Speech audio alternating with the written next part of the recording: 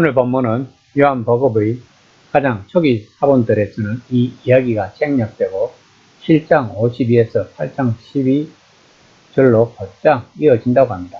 또한 완전히 다른 위치에 이 이야기를 기록한 사본들도 있다고 합니다. 복음서를 끝맺은 다음 추가의 이야기로 등장하는 경우도 있다고 합니다.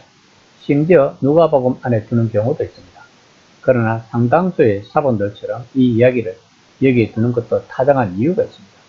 요한복음 7장에서 예수님은 초막절 기간에 성전에서 가르치시고 군중과 당국자들은 그분이 누구이고 어떤 의도를 갖고 있는지에 대해 점점 많은 관심을 갖고 묻습니다. 그런데 8장은 분위기가 갑자기 어두워집니다. 예수님은 유대 사람들이 자기들의 아비 마귀의 지시를 따르기 때문에 자신을 악의적으로 오해해서 자신의 말을 제대로 파악하지도 못하고 자신을 죽이려 한다고 나무라십니다. 예수님은 자신과 하나님, 유대 사람들 또 민족적 사명을 대하는 그들 태도의 핵심에 있는 진짜 문제를 직접 건드리고 있는 것입니다. 예수님이 아침에 성전에서 백성들을 가르치고 있는데 서기관들과 바리새인들이 음행한 여인을 예수님에게 데리고 옵니다. 8장 4에서 5절입니다. 예수께 말하되 선생이여 이 여자가 가능하다가 현장에서 잡혔나이다. 모세는 율법에 이러한 여자를 돌로 치라 명하였거니와 선생은 어떻게 말하겠나이까. 이 사건은 예수님으로 하여금 동시대 유대 사람들이 자신만의 사고방식에 얼마나 깊이 빠져있는 또 하나님의 사고방식에 얼마나 크게 벗어나 있는지 깨닫게 해주는 사건인 것입니다. 가늠한 죄는 홀로 범할 수 없는 죄입니다. 그러므로 남자를 반드시 데려와야 합니다. 또한 이 여자의 범죄가 재판 요건을 성립시키려면 남편을 제외한 두 사람 이상의 증인이 있어야 했던 것입니다. 그들이 이 모든 규정을 무시하고 여자만을 데려온 것은 예수님을 시험하고 고사하기 위함이었습니다. 예수님이 만약 돌로 치라고 말씀하신다면 사랑하고 용서하라고 가르치신 예수님의 교훈과 모순이 될 뿐 아니라 로마 정부의 허가도 없이 유대인 마음대로 사형을 집행하는 것은 로마법을 어기는 것이 되는 것입니다. 한편 돌로 치지 말라고 하면 모세와 율법을 어기는 것이 될 것입니다. 8장 7에서 8절입니다. 그들이 묻기를 아지 아니하는지라 이에 일어나 이르시되 너희 중에 죄 없는 자가 먼저 돌로 치라 하시고 다시 몸을 굽혀 손가락으로 땅에 쓰시니 이 사건은 마치 솔로몬이 서로 자신의 아이가 맞다고 우기는 사건을 해결한 것이 떠오르게 합니다. 즉 예수님이 왕이 보여주리라 기대했던 그런 지혜의 전형적인 사례를 이야기하고 있는 것입니다. 서기관과 바리새인들은 예수님이 그 여자의 죄가 용서받았다고 말하려 했다고 의심했을 것입니다. 이것은 모세의 율법에서 가장 중요한 내용을 무시하라고 가르치고 있다는 것을 나타내는 것이라고 생각했을 것입니다. 그들은 여자가 얼마나 범죄를 저질렀든 그들은 단지 예수님을 공격하는 도구로 여자를 이용하고 있는 것입니다.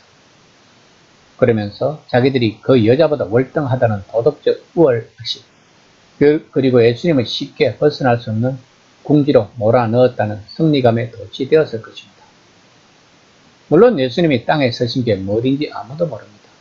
고대 세계에서는 교사들은 종종 흙에다 글을 쓰거나 그림을 그리곤 했다고 합니다. 그런데 만약 무리 중 한 사람이 정말로 돌로 그 여자를 쳤다면 어떻게 되었을까요? 8장 9절입니다.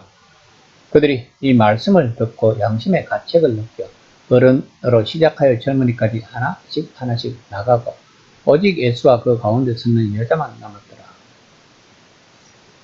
그런데 이들에게는 양심이라는 것이 남아있었던 것입니다. 그러면 양심은 무엇일까요? 바울은 로마서 2장 14절에서 15절까지 이방인들이 그 양심이 증거가 되어 그 생각들이 서로 혹은 고발하여 혹은 변명하여 그 마음에 새긴 율법의 행위를 나타낸다고 했습니다. 즉 양심은 하나님과 우리들을 연결하는 마음인 것입니다. 나이 많은 사람들은 아무래도 그만큼 죄도 많이 지었으며 그 죄의 심각성을 깨달았을 것입니다. 예수님은 지금 모세의 율법이 틀렸다고 말씀하시는 것이 아닙니다. 단지 우리가 모세의 율법을 진지하게 대한다면 우리는 모두 자신이 죄인임을 깨달았을 것이라는 뜻이었던 것입니다. 그러자 사람들은 하나씩 사라졌습니다. 8장 10에서 11절입니다. 예수께서 일어나사 여자 외에 아무도 없는 것을 보시고 이르시되 여자여 너를 고발하는 그들이 어디 있느냐 너를 정죄한 자가 없느냐 대답하되 주여 없나이다. 예수께서 이르시되 나도 너를 정죄하지 아니하노니 가서 다시는 죄를 범하지 말라 하시니라. 이 사건은 간음이 사소한 문제라고 말하는 것이 아닙니다. 물론 억지로 그런 의미를 덧입히려는 사람들도 있을 것입니다. 이런 주장은 완전히 핵심에서 벗어난 것입니다. 예수님이 여자에게 하신 말씀은 더없이 중요합니다. 만약 용서받았다면 그 용서에 걸맞게 살아야 한다는 것입니다. 용서는 관용과 공여가 아닙니다. 용서받았다고 해서 죄가 중요하지 않다는 뜻이 아닙니다. 정반대입니다. 용서는 죄가 정말 중요하다는 뜻입니다. 그런데도 하나님은 그 죄를 제쳐두기로 결정하신 것입니다. 이것이 칭의인 것입니다. 우리가 다른 사람에게 손가락질을 할 때 새 손가락은 우리를 향한다는 것을 알아야 합니다. 하나님이 주신 율법은 우리들 마음속 어두운 곳에 하나님의 심판의 빛을 비추기 위한 것인데도 그것을 자기 의를 드러내는 수단으로 사용하는 것은 심각한 죄란 것을 알아야 합니다. 바울은 율법은 우리가 죄인임을 알라고 주신 것이라고 로마서 7장 13절에서 말하고 있습니다. 그래서 예수님은 바리새인들을 해칠한 무덤이라고 책망을 하셨던 것입니다. 이 시간 나는 하나님이 주신 율법을 어떻게 이해하고 있는지를 한번 생각해보는 시간이 되었으면 합니다.